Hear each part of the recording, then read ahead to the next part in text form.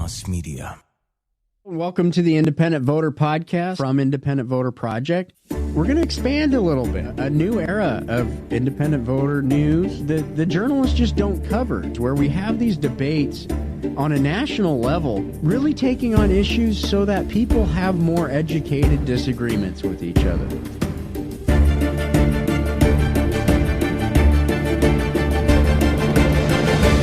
Let's just explain how the process really works.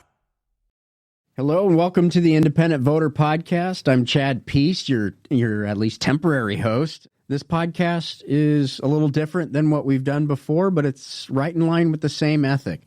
We're going to take issues, obviously, things like election reform, because that's what we've been covering for 12-something years, and just go more in depth to how it really works. So, for example, a lot of people go, well, why don't you just run as an independent? Why don't you just start a third party? Well, let's just explain how the process really works, which then you can come to your own conclusions of why more people don't run as independents or start third parties. But something I'm also excited about is we're going to expand a little bit. There's going to be some issues like cannabis policy and social justice and correction reforms where we have these debates on a national level that are talking about issues where there's a lot of the factors involved in those discussions that most people I just don't know.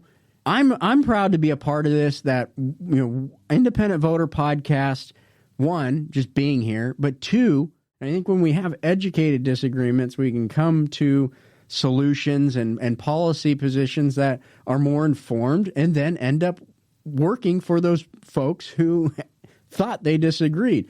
So that's what we have in store for you in this new era of Independent Voter. I'm Chad Peace, your temporary host of the Independent Voter Podcast, and I hope you stay tuned. For those of you who have been a part of Independent Voter for 12, 13 years now, Independent Voter's been called everything from, far left, far right, libertarians, socialists, and all of that's true. We're excited today because this is the first time, after thousands of news articles online, all the reform work that's been done by the Independent Voter Project, that we really engage in a podcast and have some discussions that will help highlight what we mean when we say we're all these different ideologies. The Independent Voter Project, for those of you who don't know, was founded about, 16, 17 years ago, really with the purpose of, a number of former Republicans and Democrats seeing the political system getting increasingly partisan and saying, what can we do to try to bring back some level of, policy discussion rather than political and partisan discussion? The first thing they did was they drafted California's top 2 nonpartisan primary initiative. Now, there's folks in the reform space, I live in the reform space, who don't like the top 2 primary because not enough candidates get on the ballot. It limits it to 2. And from their perspective, that insulates the duopoly, so to speak, right? I understand that perspective. IVP understands that perspective. But we work with a lot of those folks now to try to expand the options in the general election ballot. But the principle behind California's nonpartisan primary, which is the same principle behind the Independent Voter News, IVN, to which IVP funds, is that elections serve voters, all voters, independent voters with a lowercase I, so independent Democrats, independent Republicans, independent third party, and voters that are registered independent should all have an equally meaningful vote. And when it comes to whether it's a news article or it's an opinion piece, have an opportunity to be heard. That's the ethic that we try to bring behind the reforms that are done by Independent Voter Project. That's the ethic behind the editorial standards of IVN.us. I'm Chad Peace. I've been hired by Independent Voter Project pretty much since its beginning. It's something I've grown a passion for, something that I care about. I understand that when it comes to reform, and really when it comes to anything in politics, we have to start by looking at everyone's perspectives and why they're doing what they're doing. I think a lot of good intentions and good thoughts go to waste because they get cut off before we have an opportunity to explain. I hope that this podcast provides a platform for that. You get to hear perspectives that you may not agree with, but that highlight or help inform why people are doing and believe the things that they do. I also want to welcome our first special guest, someone that I think is a hero in this space, Kara McCormick. She's out there in the freezing cold Maine. I'm in the relatively warmer San Diego right now, although it is raining outside. Some people, especially in the reform space, may know Kara McCormick because she led the first successful statewide effort for ranked choice voting.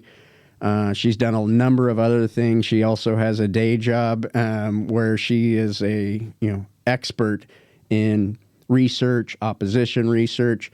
She's come on. She's a big part of this this new phase for IVN. So I want to welcome Kara here to give a shout out and a hello and say whatever you want to say, Kara. Hi, Chad. This is Kara McCormick. I'm super excited to be on your show, the first inaugural IVP show. I co-founded an organization called the Chamberlain Project with Peter Ackerman about 10 years ago. And at the beginning of January, we dissolved the organization. The Chamberlain boards all voted to combine all of our entities, which include Americans Elect, Level the Playing Field, the Committee for Ranked Choice Voting, and then our Citizens to End Super PACs with the Foundation for Independent Voter Education, which is the nonprofit sister organization of the Independent Voter Project. And Chamberlain and all of our entities have actually been aligned with the Independent Voter Project for more than a decade now. I'm excited that Chamberlain has merged with Five. And, the way that we came together, Chad, was, more than 10 years ago, I started researching the unlikely and tremendously remarkable success of the Top 2 primary initiative in California.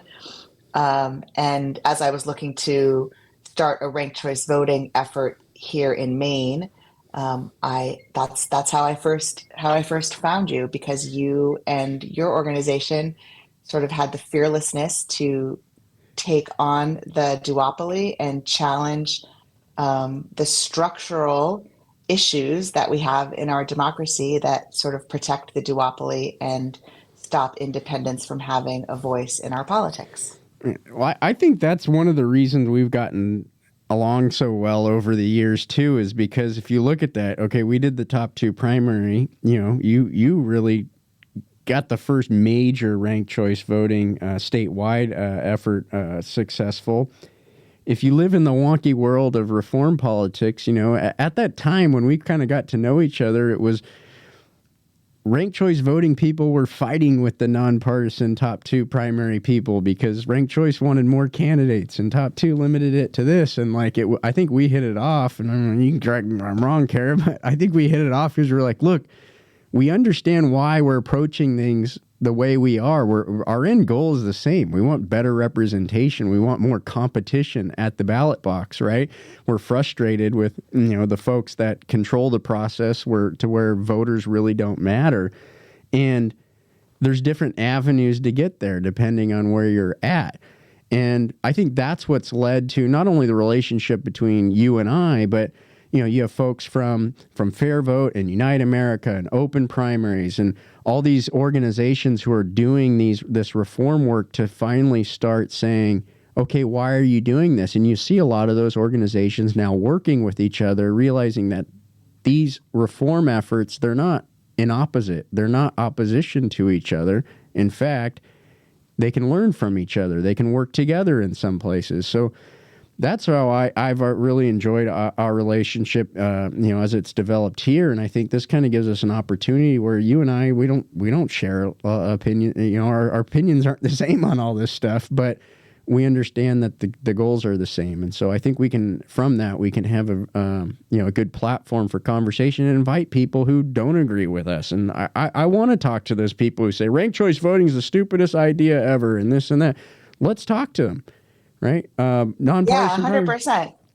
Yeah. The obstacle is the way. And, Peter Ackerman, the late Peter Ackerman, who I had the honor of working with for a very long time, and you did too, he always said, Kara, let 1,000 flowers bloom, and as long as we're all kind of working towards dismantling some of the structures that have kept the status quo in place in terms of like first past the post voting, well, top two gets rid of first past the post voting, just like ranked choice voting gets rid of first past the post voting. That first past the post voting is really, Peter used to say, it's as harmful to our democracy as cigarettes are to our collective health.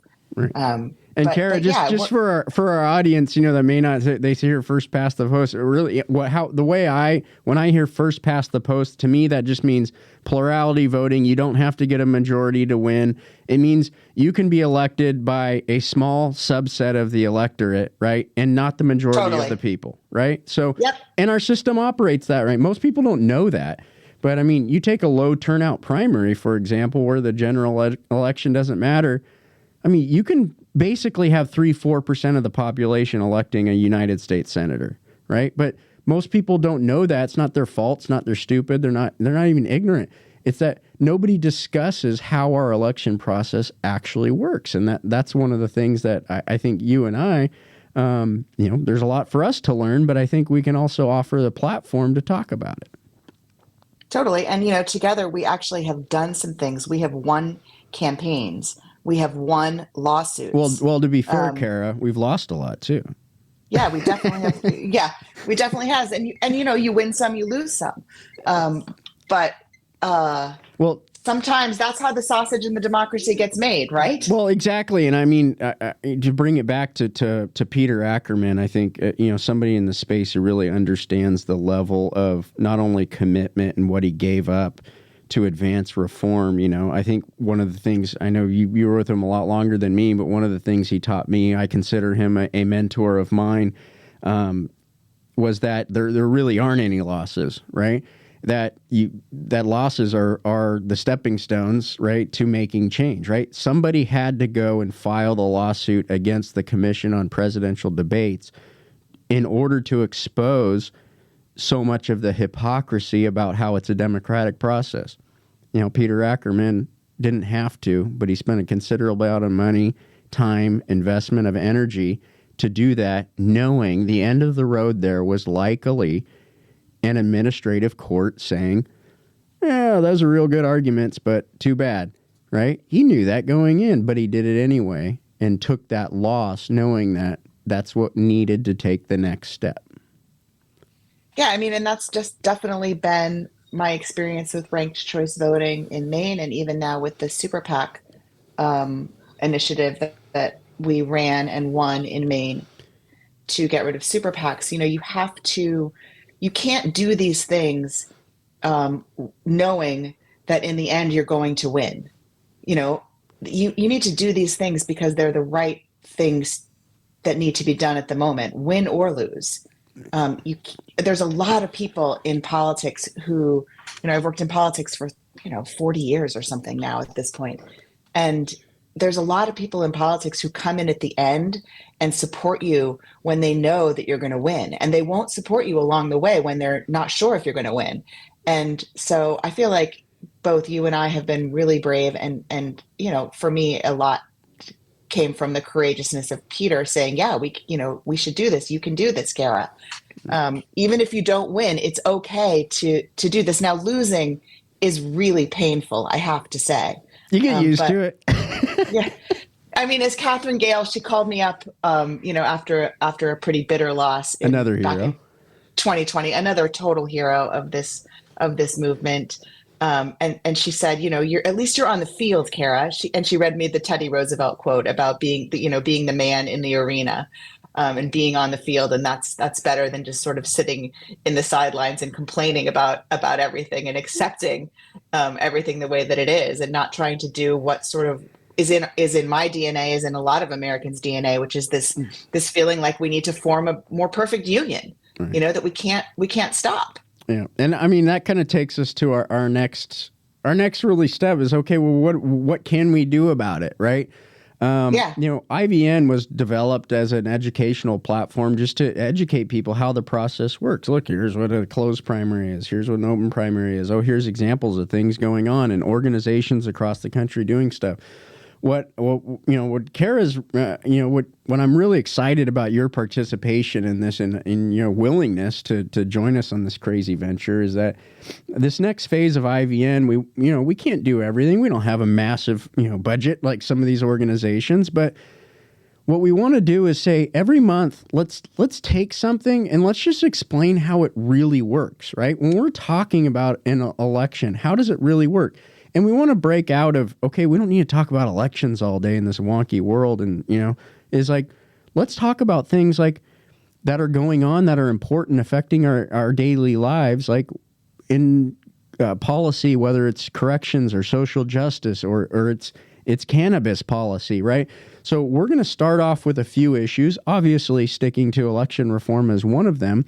But every month do a series that has a very in-depth article, video component, and podcasts like this where we're not talking about, hey, this is the perfect solution and this is the problem and all that. Just say, these are the conditions. This is how it really works. If we want to talk about whether this idea is good or this idea is bad, let's at least understand what the real landscape is, because I think a lot of the discussions, the arguments, the vitriol we get into is because we're all talking with a totally different set of facts. And some people are pursuing a policy trying to fix X, and then somebody's arguing with it.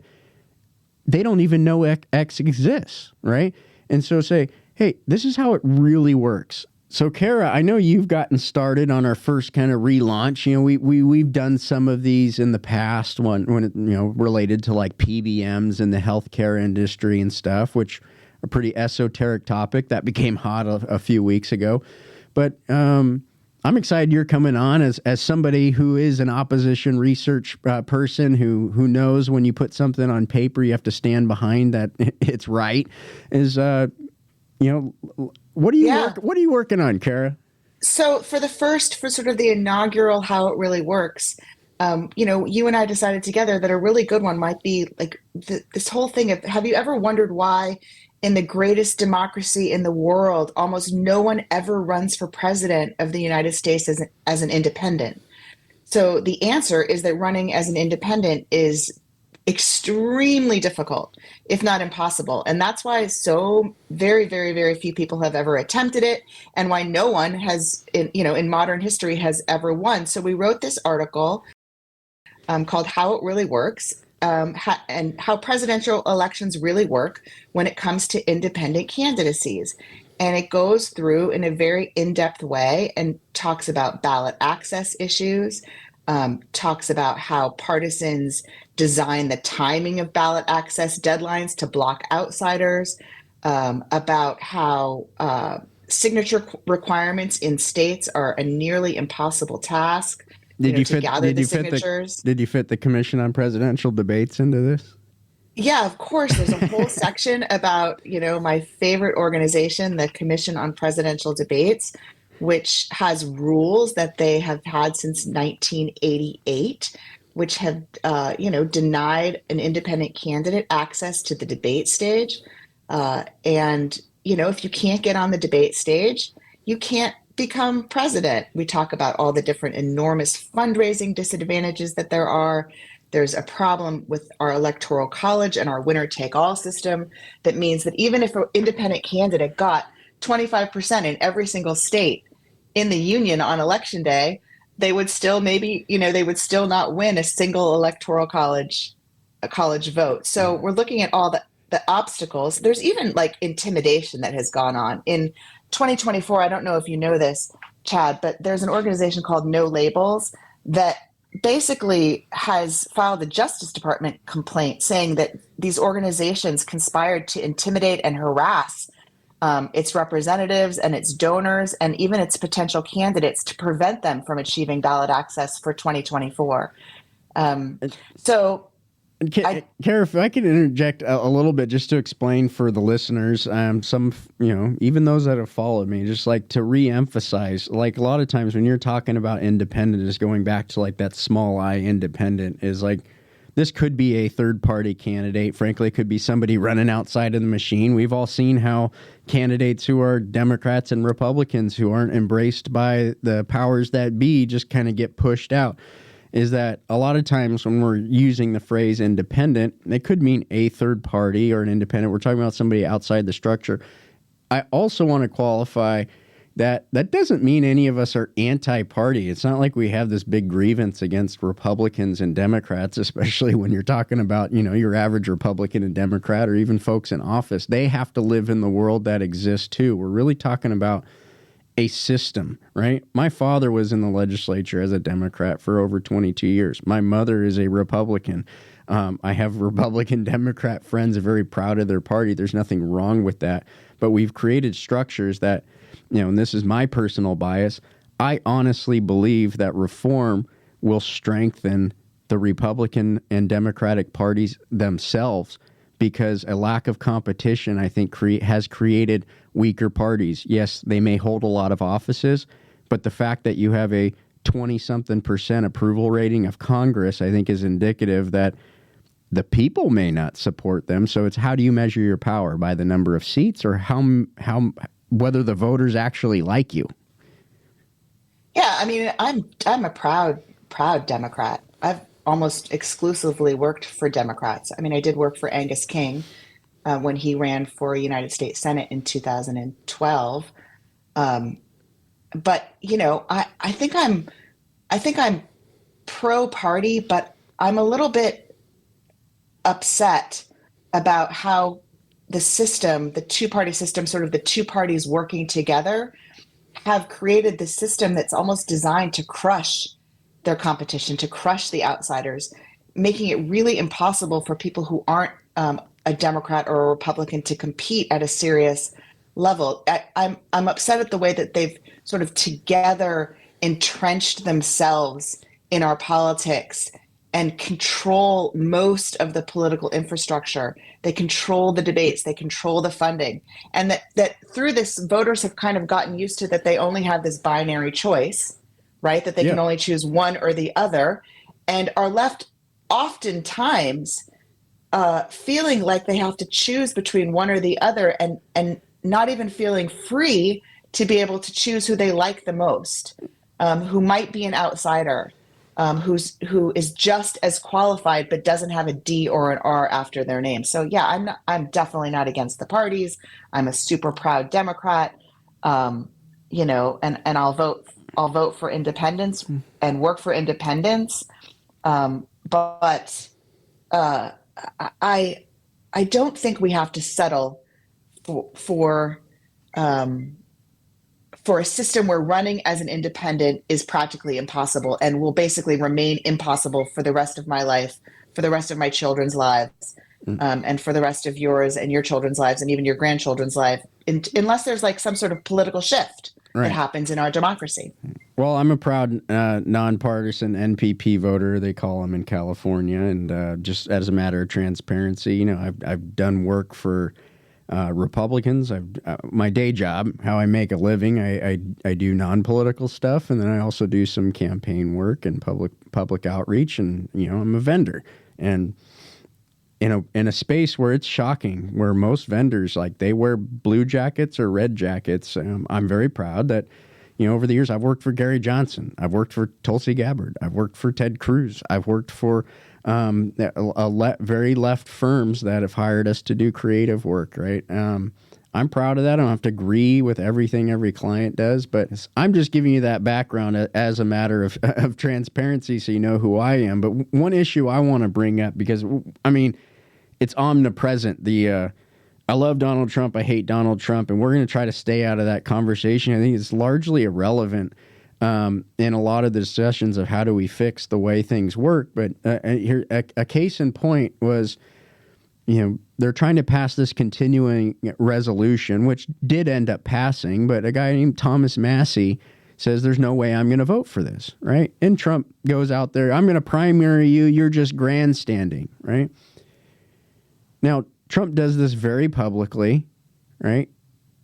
But there's a couple set of facts. Like, if anybody knows, you don't have to agree with him or not, but Thomas Massey is not a grandstander. You may call him an ideologue, like you may agree with his ideology, may not, but he's a very principled and acts on principle, and he always has been in office because he's a small L libertarian, and he said, I never vote for these things, right?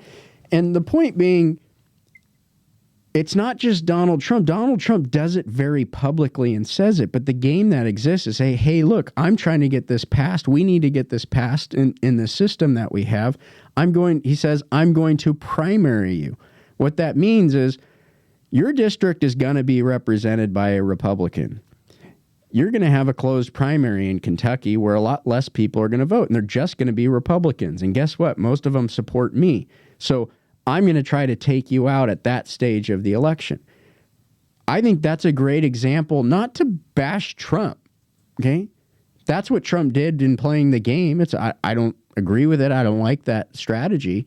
But, don't kid yourselves. Democrats do this, and most of the time it's because they get a phone call from somebody or somebody's consultant and stuff and say, you better fall in line or you're about to face a massive attack from the powers that be, right? They just don't do it so publicly, right? Those are the types of things that I think we would like to explain. And then I think that also leads us into, okay, well, then what is your ethic? Chad, you obviously have opinions. You have bias. You expressed them. Kara, you're a Democrat. You're going to have your opinions and bias. That's okay. We are not unbiased.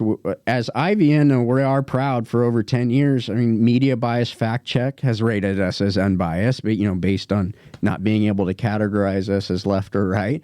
All Sides has ranked us right in the middle.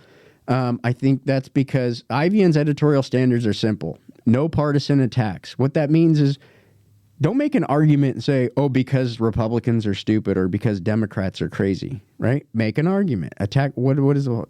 No partisan attacks, no personal attacks. Same thing, right?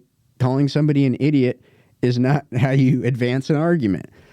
Substantiate what you say. If you're going to say something, point us to some set of facts or something that we can trust, to substantiate it. And then the last one that's a little different and needs some explaining is no self-promotion. I mean, by definition, especially if we have a candidate or a representative or somebody on, everybody's always self-promoting because we're justifying our positions and what we do. What's no self-promotion is like, don't come on here to sell T-shirts. Don't come on here to BS, right? If you're going to write an article, it's not a press release. Is make an argument, okay? So, that etiquette, I think, over time has withstood the test of time. And you go on IVN, everything, that's our grounding principle. Over the years, I think we're well over 7,500, news articles that we've published. A lot of, Sean Griffiths, who's been our tried and true editor for a long time, takes the etiquette very seriously. Perhaps nobody understands the breadth of the election reform landscape, including myself and Kara, as much as Sean Griffiths does. But that's the same ethic, especially as we expand out into talking about additional issues, right? When you go and you take an issue like cannabis and say, well, what's really going on in the cannabis space? Is the debate really about legalization versus not legalization? My answer would be, well, watch the How It Really Works series and you'll see that's not the real fight going on right now. And IVN's just wants to lay out the facts so that then you can say, okay, well, maybe now here's how I'd view the policy, right? So that's a big background. That's our mission. That's about us. Kara, I don't know if you have any parting words. I'm very excited to embark on this with you. The efforts that I've been involved in to advance nonpartisan reforms have been successful, the ones that have been successful because it's Democrats and Republicans and independents all working together, not in a nonpartisan way, to do something structurally that benefits all of us, instead of choosing a side and digging in and going to war. And so, if this podcast and the work that we do together can lead more people to sort of come along with that ethos, you know, Chad, we've said this to each other over and over and over again. We know from looking at polling and from doing all these elections all these years and just from living in this space that people who are out there, we agree on so much more than we disagree on, right? Mm-hmm. We, in Maine, we just ran an initiative to end super PACs in the state of Maine. And we ended up with 74.9% of the vote. So, in a general election, we got 600,000 votes. It's more votes than were cast for any initiative or any politician in the history of the entire state of Maine elections. Wow. So when I'm driving around or walking around in the supermarket in Maine, I can look and say, you know, 3 out of every 4 people that I'm looking at in this supermarket agree that we need to get rid of super PACs, you know, and we agree on that. And it doesn't matter. We won in every single of the 16 counties. We won in every single red county and every single blue county.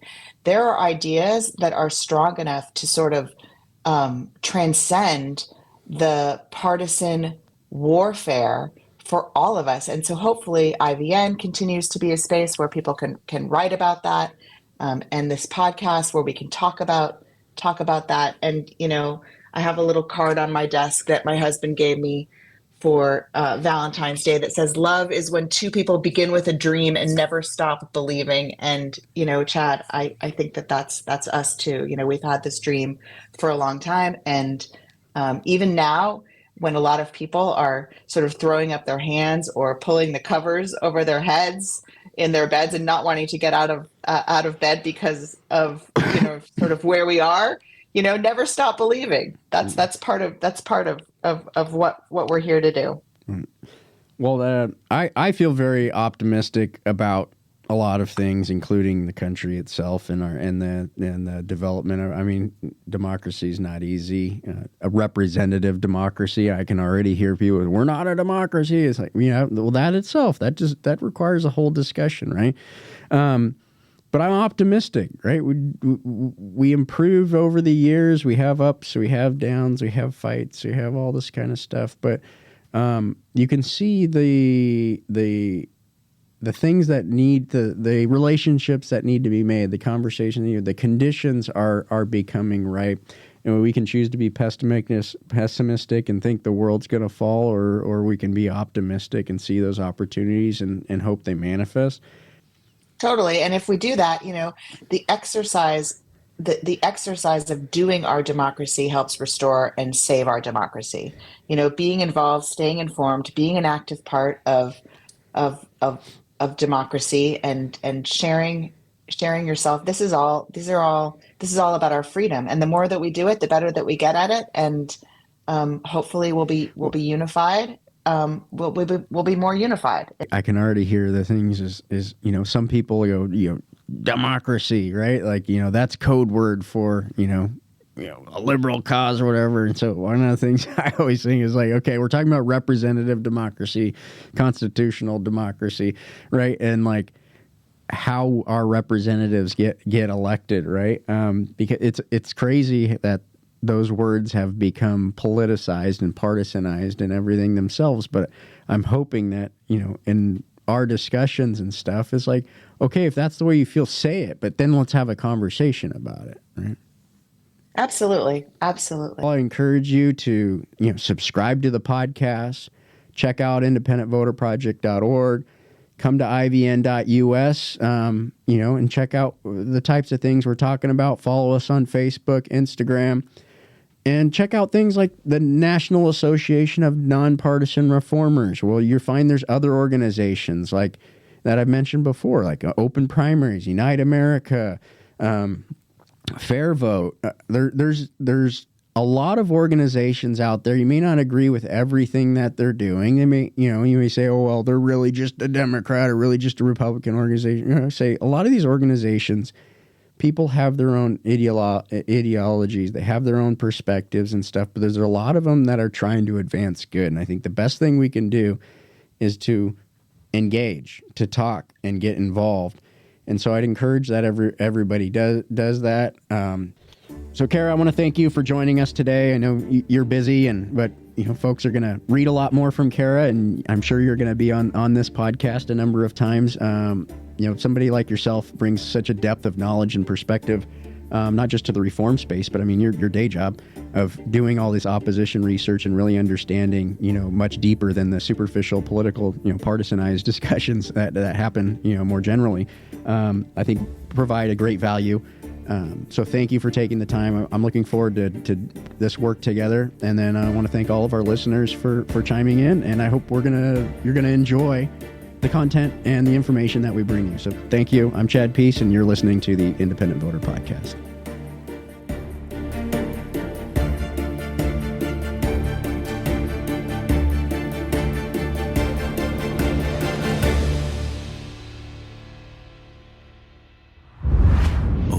Media.